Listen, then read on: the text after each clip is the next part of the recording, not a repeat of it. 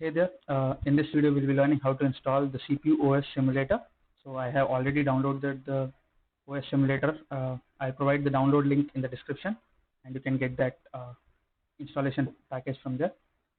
So installation is nothing, just double click on this and yeah, this user access control will come and just just give the access. And now the setup wizard has started. So just next, you can select whichever location you want. I'll just leave it default.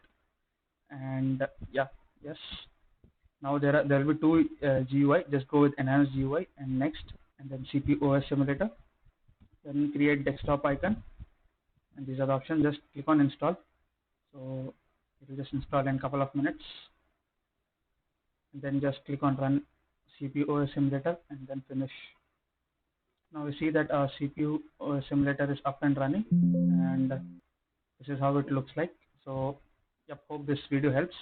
And of course, yeah, you can find the download link in the description. So do like and subscribe this channel for more videos.